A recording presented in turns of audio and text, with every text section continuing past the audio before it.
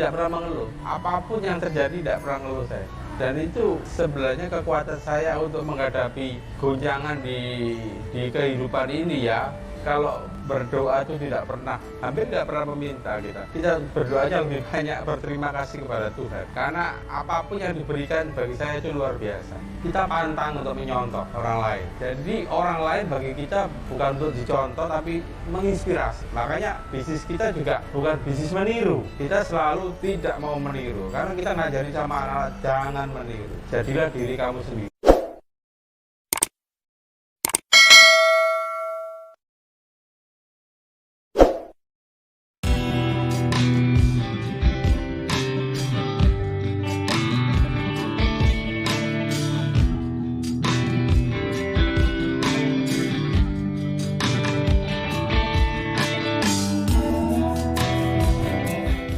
Nama saya Agus Sugito dan di samping ini anak saya yang pertama, Taufan Perdana Putra. Kita fokus di gelato sama kopi, beralamat di dua tempat di Blitar. Yang pertama Jalan Supriyadi, yang kedua di Jalan Anggrek.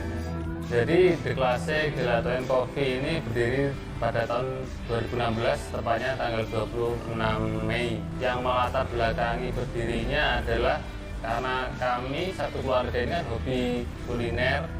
5 tahun yang lalu itu susah untuk menemukan makanan atau menu yang enak beserta tempatnya juga enak. Kadang-kali kita menemukan itu makanannya atau menunya enak tapi tempatnya biasa aja. Terkadang kita juga menemukan tempatnya bagus, mewah, fancy, tapi makanannya biasa aja. The Classic Gelato and Coffee ini kami buat memadukan dua unsur tersebut, menu-menunya enak dan tempatnya juga nyaman, bagus. Mungkin mematahkan mitos ya. Makanannya enak, tempatnya hancur. Nanti tempatnya bagus, makanannya yang ganti hancur. Mungkin sampai hari ini pun 90% seperti itu. Nah, kita bisa enggak mematahkan mitos itu? Kita coba sampai hari ini.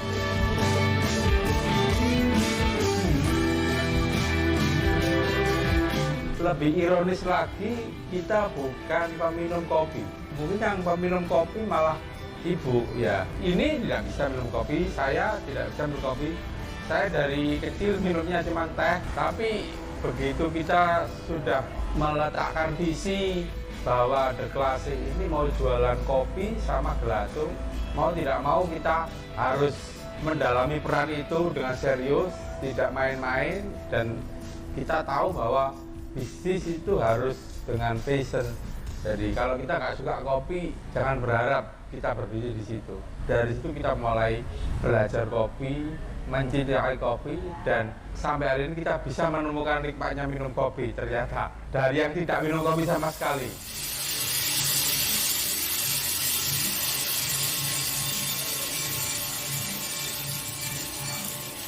Kenapa gelato? Kita pilih gelato. Satu, berasal dari negara 4 musim ya, Italia ya. Di sana dengan musim dingin pun orang biasa makan es krim. Kenapa di daerah tropis itu tidak terjadi? Nah, saya bilang ini sebenarnya opportunity. Gelato atau es krim yang premium tidak berkembang di Indonesia. Ternyata didominasi dengan pemain-pemain besar, mass product yang ada di supermarket ini itu. Mereka dididik makan es krim yang mungkin bukan es krim premium ya, es krim murahan ya. Kenapa nggak bisa masuk? Karena orang tidak bisa bikin es krim dengan raw material lokal.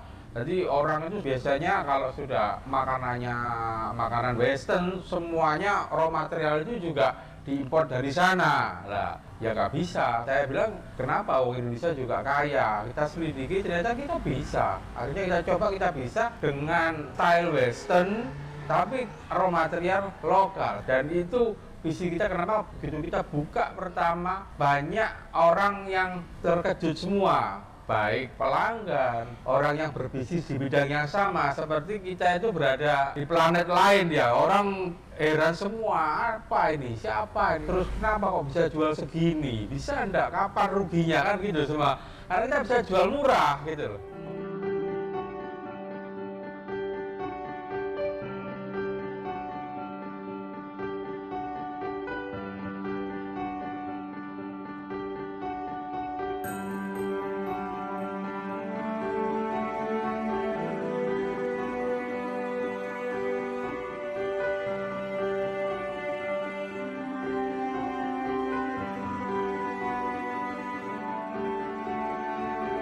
kendala terbesar itu mengedukasi menu. Kan menu-menu kan asing kan. Jadi contohnya gelato kan nggak banyak orang tahu. Kan apa tuh gelato itu? Dikiranya kan Ya lebih ironis lagi mungkin gelatin ya. ya dikira gelatin. Caranya kita berusaha menampilkan apa adanya. Jadi kayak gelato ini kan kalau misalnya satu showcase kecil kan nggak menarik kan. Makanya kita buat banyak rasa, langsung ditampilkan semua. Kami juga lebih sering diskusi dengan pelanggan. Jadi kita sering nyamperin pelanggan, tanya menu ini gimana rasanya, ada kurang seperti apa. Kita lebih diskusi dua arah terhadap customer. Kalau ini kurangnya seperti apa, kita bisa benahi lagi. Kayak gelato aja kan orang caranya makan kan juga masih belum ngerti. Sampai sekarang pun masih banyak kita temuin orang makan gelato itu nggak segera dihabiskan. Padahal gelato itu kan punya golden time untuk kita nikmati. Jadi sekitar 5-10 menit kita baru bisa mendapatkan enaknya gelato itu. Karena lepas dari 10 menit, gelato itu akan mencair. Apalagi kita hidup di daerah tropis kan lebih panas suhunya.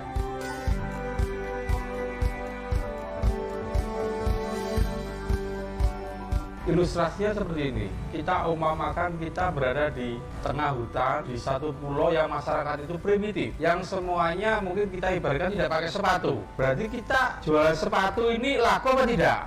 Lebih mudah mana dengan satu pulau itu orang itu sudah pakai sepatu semua, terus kita jualan sepatu. Ini dua-duanya menarik gitu loh.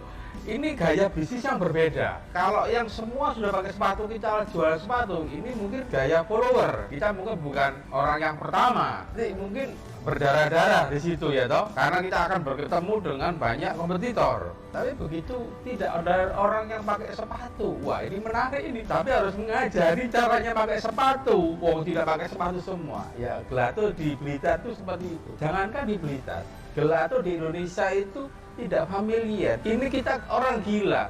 Gelato kita lahirkan di Blitar. Lebih gila lagi kan. Orang pertama apa gelato ya. Itu tadi saya bilang orang gelatin ini haram itu kan, seperti itu ya. Gelato sama gelatin dua kata yang berbeda yang tidak ada keterkaitan gitu. Mereka gandeng-gandengan sendiri ini haram, Pak. Susah sekali ya. Dan kita jual murah seperti awal beli bisa buat foto, selfie, macam-macam susah. Sampai ada yang telepon lama 1 jam gelato tidak dimakan. Murah itu tidak membuat mereka lebih menghargai. Akhirnya kita naikkan sampai 3 kali gelato itu supaya mereka lebih aware ke produk ini gitu loh. Mereka harus hati-hati makan, jadi tidak beli terlalu banyak. Es krim mass product yang ada di supermarket, di minimarket itu es krim kelas 2. Es krim itu murah karena kandungan oksigennya tinggi, lebih dari 100%. Makanya makan segini tidak kenyang. Beda dia masuk di sini dengan ekspektasi seperti dia makan es krim di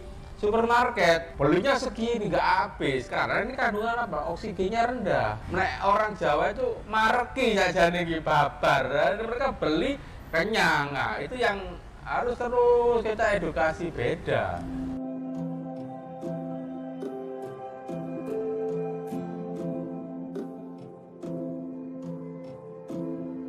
Kita harus pasang visi yang cukup tinggi. Jadi produk itu harus enak. Caranya produk enak itu dasarnya apa? Satu, raw material harus grade 1. Nah, kalau raw material sudah grade 1, tidak akan sulit bikin produk enak. Makanya ada orang bilang, oh produkku enak. Omong kosong, kalau kamu masih cari bahan itu murah. Yang kita cari bukan produk mahal, produk bagus. Terus yang kedua, enak itu juga bukan sesuatu yang absolut, kearifan lokal, culture masing-masing orang. Tapi ikutin terus trennya seperti apa. Karena tidak sama enaknya. Contohnya aja, mungkin orang Blitar suka pedas manis, orang Surabaya lebih suka pedas asin, Jawa Tengah lebih suka manis, ya toh. Ya itu kan kearifan lokal yang harus kita selami.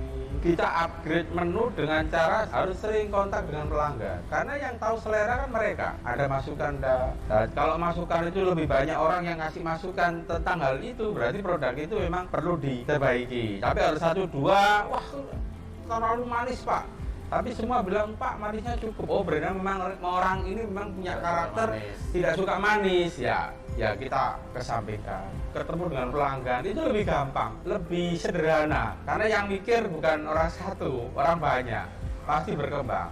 Lah kebanyakan restoran itu tidak seperti itu. Dia merasa superior, pelanggan itu lebih rendah daripada dia, saya lebih pinter dari kamu, udah nikmati aja, nggak boleh ada masukan. Kalau kita welcome. Sampai saat ini kita masih menggunakan metode secara langsung, face to face gitu, untuk menggali kekurangan atau kelebihan dari produk kita.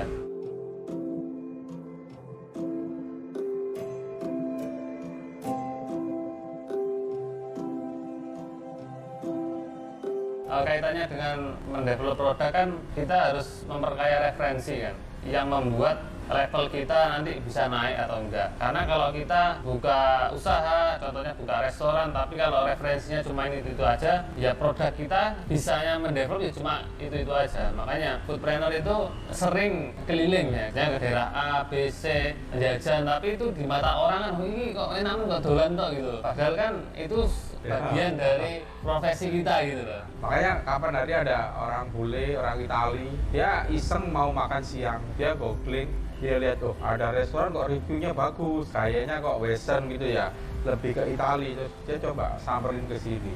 Kan saya kalau misalnya ada orang asing kan langsung spontan nyamperin kan, tanya gitu. Dia kan mau pesan pizza kan, dia sampai foto ke belakang itu cuma untuk foto tungku untuk bakar pizza, kagum gitu. Ini Blitar ini kota kecil itu, kota yang dibandingkan dengan Malang, Surabaya, bahkan Bali itu nggak ada apa-apanya, tapi kok bisa dan mau bikin seperti ini gitu.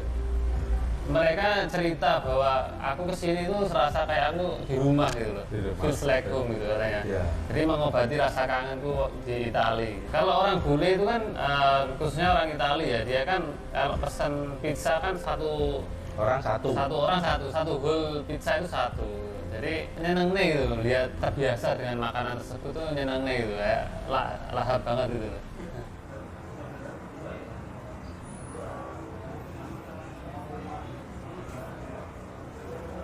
Kok gini bukanya di sini gitu. Jadi mereka memandang Blitar itu kota yang kecil yang mungkin secara market tidak seksi ya. Justru jadi kekuatan saya. Dengan kota besar pun level kita masih di atasnya mereka. Kelasnya Surabaya, Jakarta, kita masih di atasnya levelnya. Level kita mungkin beberapa kita nyamain seperti yang di Bali. Ya di Bali tertentu loh, tidak semua loh. Banyak yang levelnya di bawah kita. Contohnya gelato aja. Ada orang yang bilang gelato lebih enak di sini daripada di Malang, daripada di Surabaya. Saya bilang jangan hanya di Malang sama Surabaya. Saya itu pergi ke Milan itu, gelato kita tuh pasti di atasnya mereka. Karena kalau di tempat-tempat wisata, kota-kota metropolitan di Eropa, gelatonya juga bukan gelato otentik, flavornya itu sintetis semua. Tapi kalau gelato kita mau menyusuri di kota-kota kecil, pelanggannya itu orang-orang lokal di Italia lah, itu baru enak. Ternyata kita menemukan the best gelato malah di kota-kota kecil. Seperti ada kota namanya Rimini di Italia, kayak surganya gelato. Kalau di Indonesia mungkin surganya pecel itu di Blitar, di Madiun. Nah ini kalau surganya gelato itu ada di Rimini. Jadi kalau kita masuk ke pelosok-pelosok itu malah kita menemukan keautentikan suatu menu gitu. Ya.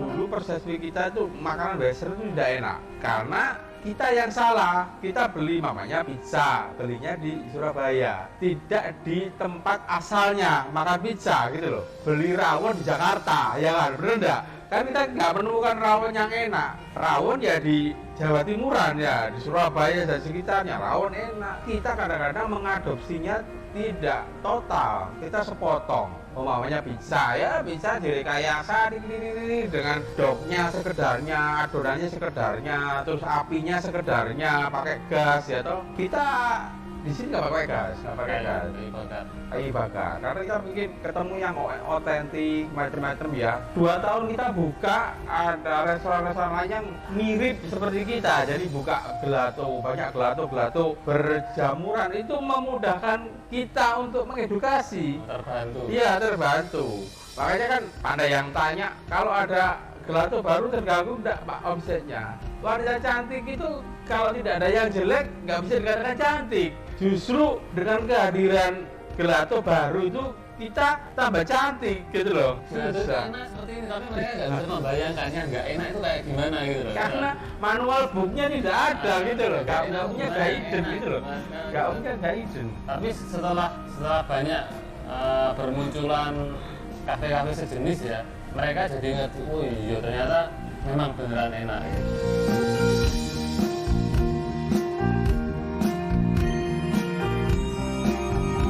Kita selalu tekankan ke pelanggan bahwa di kelas Gelato & Coffee ini tidak pernah memakai perasa dan pewarna sintetis. Jadi semua yang kita alami memakai bahan-bahan alami. Contohnya kayak warna hijau itu kita pakai spirulina. Warna ungu itu kita perpaduan antara buah naga dengan karkol. Warna merah kita pakai buah naga dan warna-warna yang lain nanti kalau misalnya mau diulas panjang misalnya. Visi itu yang penting digantung dulu, dijalanin, ada cita-cita ke sana dan berproses. Selalu kita kalau berpikir, oh kita harus seperti ini, oh ya jangan ke sini berarti ini salah ini, kita balik lagi gitu. Kita punya tagline itu natural and handmade gitu. Jadi kita rambu-rambunya ke sana. Kelemahan pakai natural flavor itu kan nggak selamanya kan ada stoknya. Contohnya kayak buah yang musiman kayak alpukat sama mangga gitu aja. Nah, untuk menjaga stok kita panjang, jadi waktu panen mangga, panen alpukat itu tebas, kebutuhan 1 tahun kita freezer sampai segitunya. Jadi mungkin secara kesimpulan ya, kita itu seperti artis ya. Kalau di panggung seperti kita perfect sekali ya, padahal di belakang panggung hancur sekali. Orang hanya melihat di atas panggung gitu. Oh enak gini, oh banyak yang datang lari sekali, wah mati-matian kita sudah setengah mati. Kalau bukan passion sudah lari dari dulu kita sudah tidak sanggup. Bayangkan bisnis ini dikategorikan sama pemerintah bisnis kreatif. Artinya apa? Ini penuh dengan kompetisi dan ini diisi anak-anak muda. Saya yang seusia segini harus berkompetisi dengan anak-anak usia di bawah 30. Bayangkan.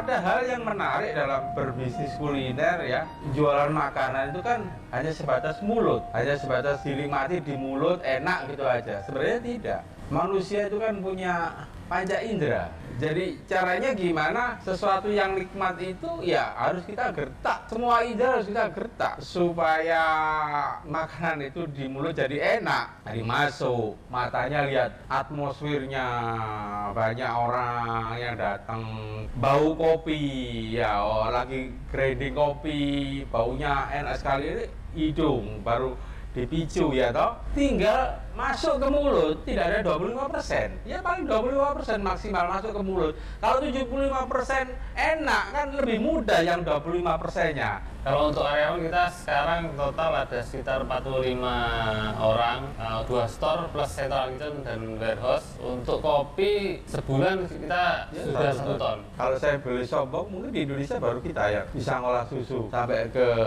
produk jadi. Tidak hanya dari es krim, sampai di minuman, di beverage kita nggak ada. Karena kemampuan mengolah susu tidak semua orang bisa. Tapi kebetulan kita punya background dokter hewan, jadi kita familiar sekali ya dengan pengolahan susu. Ini sebenarnya bisnis dairy farm, peternak sapi perah sebenarnya. Ini cuman kan kemarin kita bilang ya, masa deklase susu segar gitu kan ya, kurang cakep lah ya.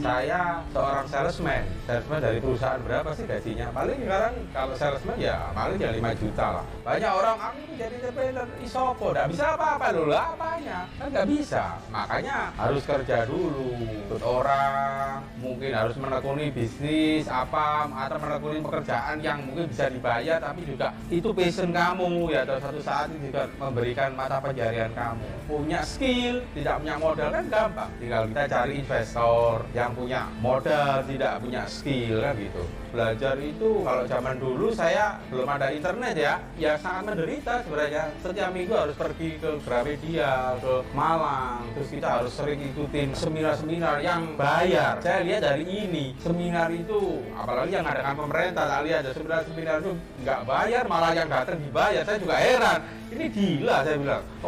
Cari ilmu kok dibayar. Kita dulu cari ilmu itu bayar. Dari situ kita belajar sendiri, kita belajar karena kalau secara teknis kita mungkin bisa ya, tapi ilmu marketing, ilmu salesman, ilmu manajerial kan kita juga nggak ada pendidikan. Dari situ kita juga mulai membaca. Bacaan wajib seorang entrepreneur itu bukunya Sun Tzu, ahli strategi perang zaman Tiongkok kuno, nggak tahu itu dinasti apa, yang penting itu kita diajari cara berkompetisi yang benar.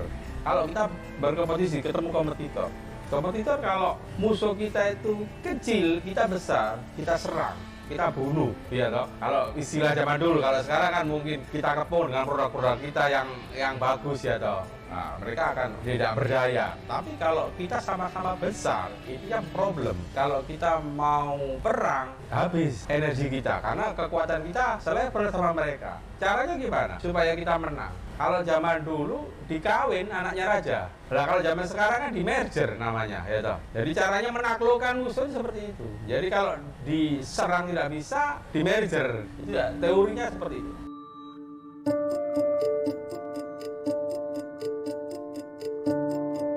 Saya kelas 1 SD sudah tidak punya bapak. Saya anak terkecil dari 6 bersaudara. Sudah dibayangkan sendiri usia segitu orang tua saya punya anak 6 yang belum ada yang bekerja. Sangat menderita. Saya tidak punya apa-apa. Saya tidak pernah mengeluh karena tidak ada tempat untuk mengeluh. Dan sampai hari ini saya tidak pernah mengeluh. Apapun yang terjadi tidak pernah mengeluh saya. Dan itu sebenarnya kekuatan saya untuk menghadapi goncangan di kehidupan ini ya. Di bisnis pun juga luar biasa goncangannya. Dan kita tidak pernah mengeluh. Kalau berdoa itu tidak pernah, hampir tidak pernah meminta kita. Kita berdoanya lebih banyak berterima kasih kepada Tuhan. Karena apapun yang diberikan bagi saya itu luar biasa.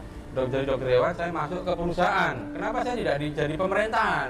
Zaman segitu kalau tidak ada kenalan, kesulitan kalau kita jadi pegawai negeri. Saya tidak ada ruang untuk di situ, tidak ada ruang di situ. Jadi ruang kita ya sangat sempit. Kita hanya di dunia swasta itu pun hanya jadi seorang salesman, ya kita nikmati aja. Ternyata itu berkah. Saya jadi salesman, saya ketemu raja-raja kecil gitu loh. Mikirnya mereka sudah visioner semua gitu loh. Bayangkan 5 tahun tiap hari ketemu entrepreneur terus.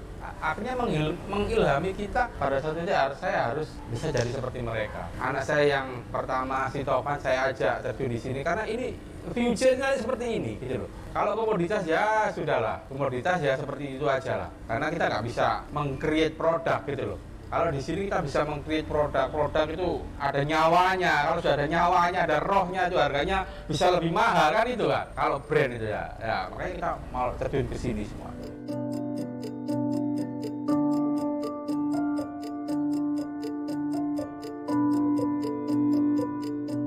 Bapak saya kan memang sudah sukses ya, jadi mesti orang banyak yang melihat tuh saya mendapatkan privilege gitu. Tapi kan itu tergantung individunya loh. Ya. Nah pada saat saya lulus kuliah, bapak saya selalu, orang tua saya selalu, jika kamu mau jadi seorang entrepreneur, kamu harus jadi salesman dulu. Saya jadi salesman mulai dari nol, tidak dikasih pegangan apa-apa, sampai 150 tahun per bulan.